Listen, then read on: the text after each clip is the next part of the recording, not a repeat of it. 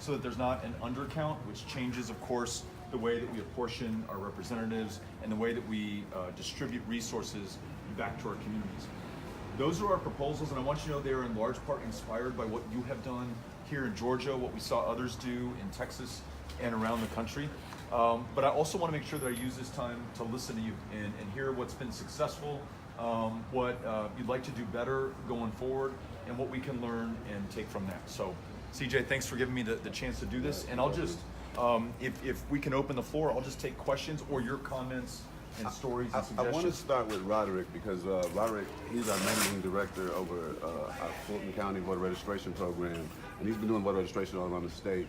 So Rod, can you tell him like some of the challenges that you've been seeing and some of the work that we've been doing? Yeah, a lot of challenges that we've been facing definitely when we're out on the streets is a lot of people think that their vote doesn't count. A lot of people touch on some of the things you just mentioned, such as them being purged from the voting rolls. Right. I do know that you have a 3-part plan to tackle that, but what is one of the main things that you think you're going to do or implement to make sure that they're not purged from the rolls? So our plan calls for a new Voting Rights Act. As we know, the current Voting Rights Act has effectively been denuded by the Supreme Court, and that allows, in Texas, voter ID to be established by a license to carry a firearm. You can prove who you are at the ballot box, but you could not use your student ID at the University of Texas at El Paso or any other educational institution in the state. It's very clear who we want to vote and who we do not want to vote. We also had a similar effort to purge voters from the rolls, perhaps based on their surname or guessing at their immigration status, inherently racist in its approach. And we saw something far more grievous here in Georgia, more than 300,000 names, I think, fraudulently purged. When you add to that voting locations that were hard to get to, voting machines that didn't work, lines that stretched hours long, we were really providing a disincentive for people to vote. So a new Voting Rights Act would prevent a Secretary of State like Kemp from being both the referee and the competitor in the election. It would ensure that the Department of Justice and the Civil Rights Division review any changes to access to the ballot box, and that we pursue violations with the full force of U.S. law. Because I want to answer that question that you just said that people pose to you, whether their vote is going to count, whether it's worth them showing up or registering in the first place. And I want to make sure that if we implement automatic and same-day voter registration and get those tens of millions of new voters in the process, that they have faith that this is going to work. So those are the steps that we take around that. Okay. Thanks, Roderick. Appreciate it. Don't look so serious, y'all. Okay? Like, he's actually pretty cool. So we'll open it up to any questions that y'all have. It doesn't have to be about just voter registration, but any comments, questions that y'all have, we'll open it up now. Are we going in the order or specific? No, just jump out. Shoot 'em We, out. sorry, really quick. Hey, Beto. Sorry. Oh, Congresswoman. Oh, hey. Hey, excuse me 1 second. I'm sorry. Have a seat. Chair Williams. Oh, Hello. Chair Williams, thank you for being here. Thank you for being here in We're Georgia. really grateful. Would you want to join us Sure. at this conversation? Really, really appreciate it. We were just talking about restoring. Are we going to win Georgia? Well, yes, and how we're going to get our democracy back and restoring voting rights, having a new Voting Rights Act over the next 4 years, registering 50 million additional Americans, seeing 35 million of them show up to the polls by 2024, and really making sure that our government reflects all of us and represents all of us, and that every vote is counted. Roderick was just talking about voter suppression and the obstacles in the place of those who want to express their will at the ballot box. And making sure that you have a Department of Justice that vigorously enforces a new Voting Rights Act. And last thing, you and others in Georgia provided so much of the inspiration for this bold set of democracy reform proposals that we made yesterday. So we're also here to thank you and those around the table from NGP for making this possible. And only good things are going to come of this. So thank you for being here. And I'm sorry, we interrupted your question. It's all good. Yeah. I was going to ask, so me growing up in a household of 6 siblings, my mom worked 2 jobs just to maintain the bare minimum. So I just want to know, do you have a plan in place to help the children and students in poverty-stressed home life? And what are you going to do for fair wages for all? Great question, thank you. So there's a concentration of wealth and power and privilege in this country that we haven't seen in our lifetimes. You'd have to go back to the last Gilded Age. And one of the responses to that last concentration of power and wealth was this bold, progressive movement. And one of the leaders, Theodore Roosevelt, said, if you are hoping to achieve greater political democracy, which is what we're talking about today, everybody being able to vote, every voice heard, then you're going to have to need what you just asked for, which is economic democracy. Every child must be able to see a future for themselves in this country, or we will have no future as a democracy going forward. So yesterday in this forum that CJ and I were in, I was asked the question, let's say that there's somebody making minimum wage right now, $7.25, and they've never been taken care of in this democracy. Why should they ever participate going forward? And we made the case that if you want to have a true living wage, so a floor of $15 an hour as a minimum wage, so that you don't need to work 2 or 3 jobs just to make ends meet, just one job. If you want to be able to take paid time off to take care of yourself if you're sick, or care for your mother if she is not well, if you want to have guaranteed high quality health care, then you have got to vote. And only through your participation will you have representation that reflects your economic priorities. But if we continue to have this polarized system of the haves and the have-nots in this country, not only will this be patently unjust and unfair, this democracy will not survive because people will not see themselves having a future in this country. So we absolutely must address both of those issues if either of them are going to be possible. Thank you for asking. Appreciate it. I'm just shy, man. Well, Please. so I'm working in 2 counties, Forsyth and Cherokee County, and it's no longer called affordable housing, it's called workforce housing. And in the counties where I live at, well, I live in Gwinnett, but the counties that I also work in, Cherokee and Forsyth, it's gotten to the point where you have a senior facility, people are moving out now because they're going to turn that into a mixed-use development. But also our public service workers, like our firefighters and our police officers, they can't even afford to live in the county because they're not getting paid enough.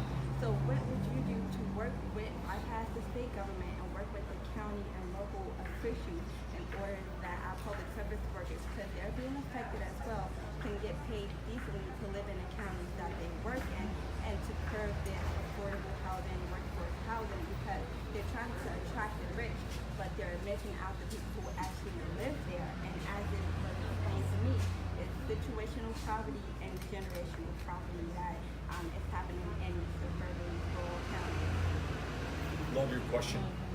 We were just in Columbia, South Carolina, and to your point about from the federal to the state and getting down to the local municipal county level, the mayor there, Mayor Benjamin, has used community development block grant funds from the federal government and then matched them, I think something like 9-to-1 with local investment to create truly affordable housing in the city center. So students at the University of South Carolina, residents who otherwise might be gentrified out of the city center where they work, where they're close to their jobs, now have affordable, high quality housing right there. To me, that's the example of smart federal investments matched by local leadership. I'd like to double the amount that we're spending in this area to be able to attract more private investment so that we create more affordable housing. I'd love to match that with more inclusionary zoning. In other words, very wealthy people have to be willing to allow those who do not have as much wealth to live near them where the jobs are actually located. And then the last thing that I might say is we're seeing that public servants, you mentioned police and fire and first responders, I'd add to that public school educators, are increasingly unable to organize to get better wages, better working conditions, and also to make sure that they can afford to live in the communities where they provide these incredibly important services. So respecting and empowering the right to organize and to collectively bargain is incredibly important to achieving this goal. So thanks for raising the question. Super important. But also to follow up, these are wealthy counties. So the community development block grant, which you talked about, one of the counties said no because they didn't want the federal government interfering, telling them how to zone in their land use. So in that instance, what would you put in place if they don't accept the federal money and they still need to build workforce housing for people to live? In that instance, you might have to use housing and urban development funding for affordable housing that bypasses the local community, or finds another way to work with the local community. I guess I don't know that you ever want to bypass, but you've got to find some way that everyone sees this in their shared interest to be able to work out. But in that case, you might work with a more traditional housing authority to be able to create affordable housing in that area. Would always prefer to partner if we can, but if we can't, then I think that's what we would have to do. Cool. Thank you. Appreciate the question. Yeah. Chairwoman, is there anything that you would like to add?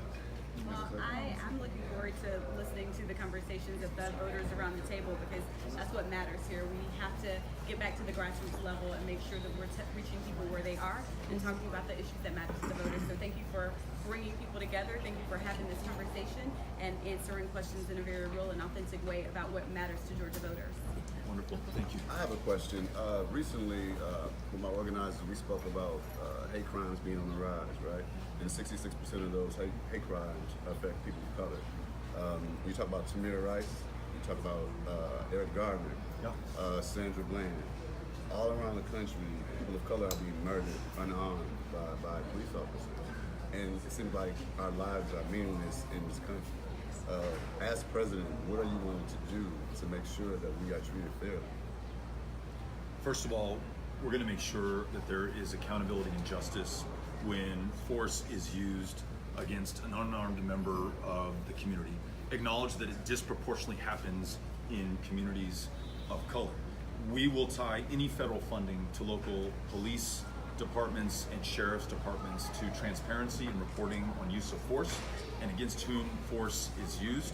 And we will use the Department of Justice's Civil Rights Division when the local DA or the state in question is unwilling to pursue justice. We will pursue justice at a federal level because civil rights is a federal priority. In addition, I'm going to make sure that we address some of the larger consequences of voter suppression as we address in our democracy plan, but also segregation that still persists today. 10 times the wealth, we were talking about economic opportunities, 10 times the wealth in white America than there is in black America today. Gross disparities in healthcare outcomes. We're in a maternal mortality crisis right now, 3 times as deadly for women of color. The infant mortality disparity between white America and black America is greater today than it was in 1850, 15 years before the abolition of slavery. So I see this criminal justice challenge as part of a much larger challenge for a country that has yet to face the legacy of our foundation. Until we do that, I don't know that we're going to stop repeating these injustices, nor will we begin the work of repair. So we'll begin with these criminal justice challenges and add to that ending a war on drugs that has become a war on people and has led to the largest prison population on the face of the planet, disproportionately comprised of people of color. We'll end cash bail, end for-profit prisons, and expunge the arrest records for those caught in possession of something that's legal in most states in the country today, marijuana, to which you will not become addicted and from which you will not die. So these are some common sense steps that I think we can take, but it's absolutely urgent if this country is truly going to fulfill its promise and our foundational creed that we are all created equal.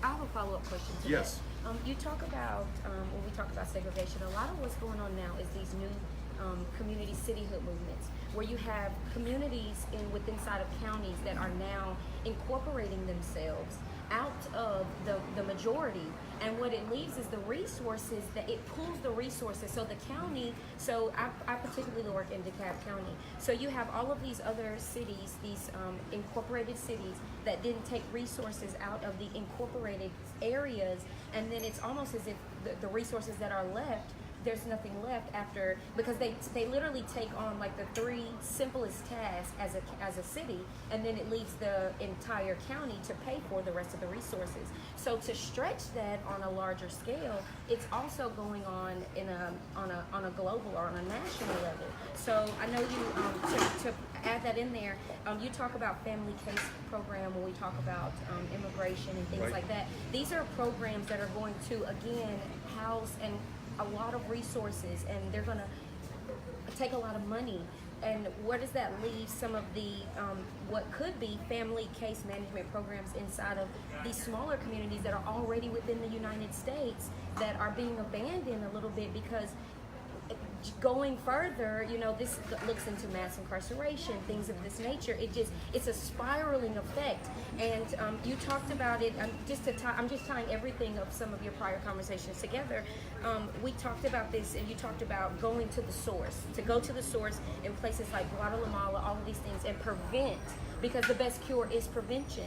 So how do you tie that into, on a national level for us as the United States, down into a county level where we're really experiencing this cityhood movement globally? Yeah, it's a great question. It seems like it's in line with some of the other questions Yes. we've been asked today. I think it underscores how important democratic participation is. So those city council members, those county commissioners, those state senators and state representatives who will make these decisions about zoning or incorporation, those really are determined first and foremost by local elections. But to this really good question about housing that preceded yours, if you have an entrenched community that is taking resources out of the traditional city center, leaving a much more shallow tax base that cannot fund police and fire or teachers or needed investment, that's a very appropriate role for federal investment. We have about $4 trillion of outstanding infrastructure needs unmet in this country right now. My administration will prioritize infrastructure investments in communities that have been left behind or people have picked up and taken the tax base out of the community, as you have just described. We were just recently, to use another South Carolina story, we were recently in Denmark, South Carolina. They had been treating their water system with something like pool cleaner that had poisoned the water system. It's a $15 million repair job. They don't have the tax base to support that. That's an infrastructure investment the federal government should make for clean drinking water in Denmark or Flint, Michigan, or the Central Valley of California, or where we may have water systems in Georgia and the state of Texas that don't have the tax base that can support the repair. Same for roads and bridges, broadband internet in both urban communities and rural communities where it's missing today. So there's a role for us to step in when, for whatever reason, local government has been unable to meet the challenges right there. In our administration, we will vigorously pursue those opportunities with your guidance at the local level. Thanks for the question. I have a question. You briefly touched on a lot of the main question I had, but you just touched on infrastructure. Are there, because there's a lot going on with infrastructure all across the world. Do you have any plans set out for infrastructure? Absolutely. So we, a few weeks ago, announced a really bold plan to confront climate change before it's too late. We know that the floods, the storms, the droughts, the fires that we've been seeing all over this country and around the world were not caused by God nor by Mother Nature. This is us. Our emissions, our excesses, our inaction in the face of the facts and the science. And so those communities, very often lower income and far too often minority communities that are on the front line of climate change right now, enduring all of those disasters that I just described, we invest in their infrastructure first to harden them against future disasters. We call it pre-disaster mitigation grants. But up front, before the next flood or fire or storm or drought, we invest in the resiliency of those communities.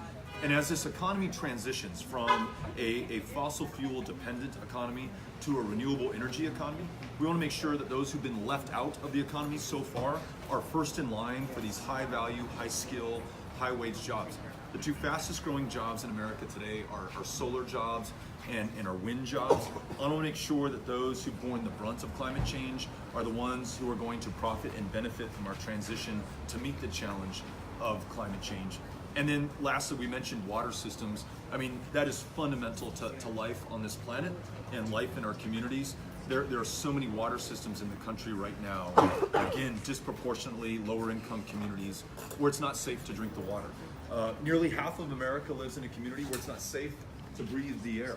So making investments and using the rulemaking authority of the EPA to clean up our water systems, to clean up our air sheds, and then to stop polluters and hold them accountable for the cleanup costs is fundamental to our ability to have a much healthier country and by extension, a much healthier planet. Thanks for the question. We have time for 2 more questions. So we're gonna go here and here. We'll get time for 3. Sure, yeah, but we're gonna follow your lead. Okay, we're gonna start with you. Hi, I'm Mari, and I'm a college student at Georgia State University. And I know that you've seen the increase of college tuition over the past several years, and they continue to rise and continue to rise. And of course, college students and their parents across the United States are having to take out plenty of loans just to pay tuition every semester. So, as a potential president, what would you do to propose any type of help for college students or any loan forgiveness programs or any graduates? Great question, and I've heard this described as a crisis, and I think that phrase is incredibly appropriate. We've got about $1.5 trillion of outstanding student loan debt. So if you added up all the privately held credit card debt in this country, it wouldn't get to $1.5 trillion. That's how much we have outstanding, and on average, the graduating senior this year will have about $40,000 on her back that she'll carry for the rest of her life until she pays it off. It's the one kind of debt that you cannot escape until you paid it down or until you're in the grave. And we've met people who are, at the end of their lifetime still paying these back. So our solution to this is to stop digging the hole. Let's make sure that community college and junior college is free for anyone who wants to attend. Let's make sure that public serving universities are debt-free for those who attend, and debt-free not just for tuition, but for books, room, and board, the total cost to attend a university or college.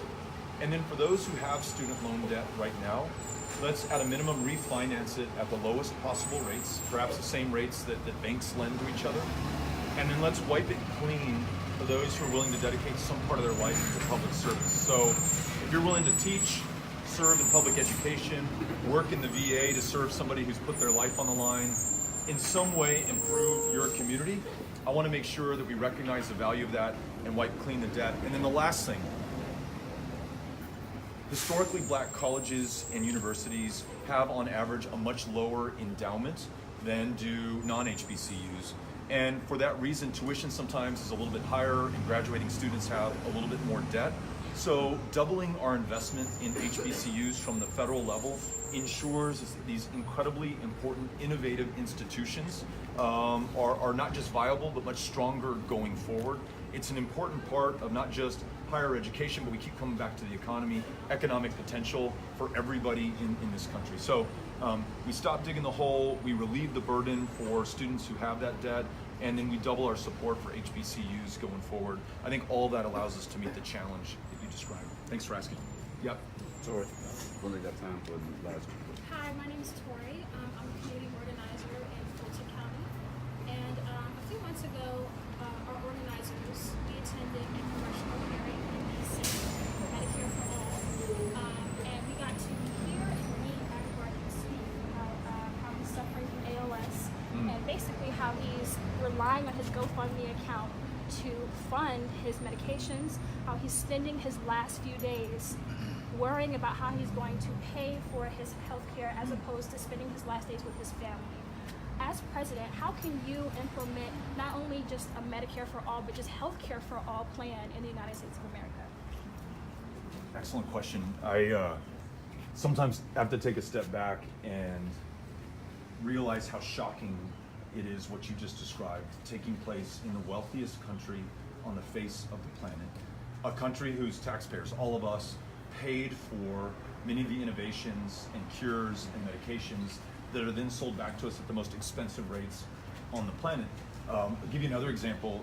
Insulin was developed 97 years ago, and we had people dying of diabetes in the United States in the year 2019. Or, as you just suggested, crowdfunding their ability to receive the medications they need to be alive. Getting to guaranteed high-quality universal health care is our top priority. Making sure that we get there as soon as possible is critical to saving lives. Our plan calls for everyone who's not insured today, tens of millions of our fellow Americans, to be able to enroll in Medicare immediately.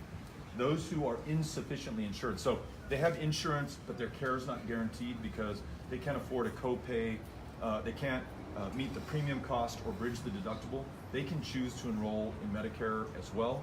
And then those who have employer-sponsored insurance, members of unions who have bargained for world-class healthcare plans at the expense of their wages. They're able to keep those plans if they work for them and their families. That gets everyone in this country to the doctor, the provider, the therapist necessary to be able to get the care that they need. And the last thing, and perhaps front of mind here in Georgia, we're also going to make sure that universal care means every woman makes her own decisions about her own body and has access to the care that makes that possible. So thanks for asking the question. Appreciate it. Yeah. We got our final question. Yeah, I'm Lance Hammonds. I'm part of the Democratic Party in DeKalb County, and I'm working with these great young folks in our area. And I'm a precinct captain. We're organizing now for 2020. We're knocking on doors and getting folks ready so when it's time to do this, we're ready. And so as I knock on that door, and they open the door, and I'm telling them about why it's important to vote, and why it's important to be a organizer in their own community, what would you have me say to them? Why is this so important? You answered that to get involved with this stuff?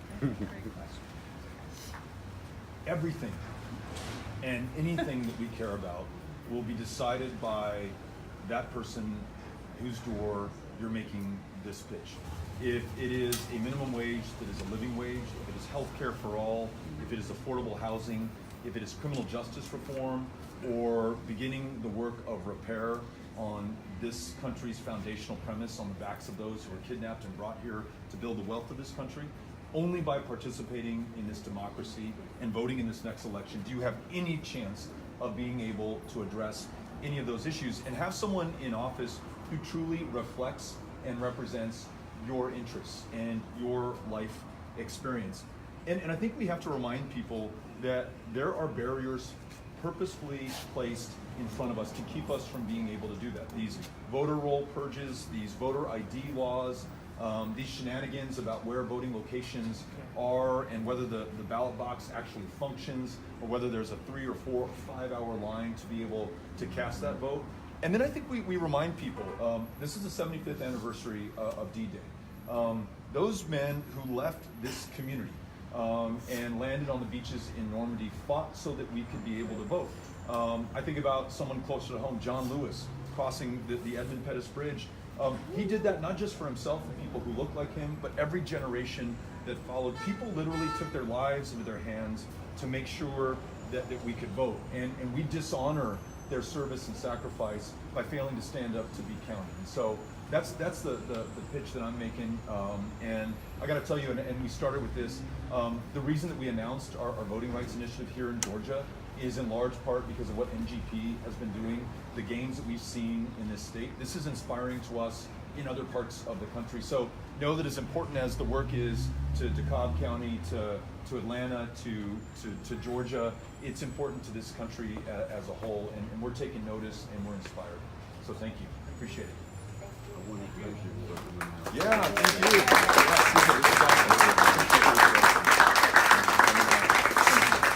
Thank you all for coming out. They'll be taking a walk through the market. So again, thank you for joining us this morning. Appreciate you. All right. Thank you all. Thank you.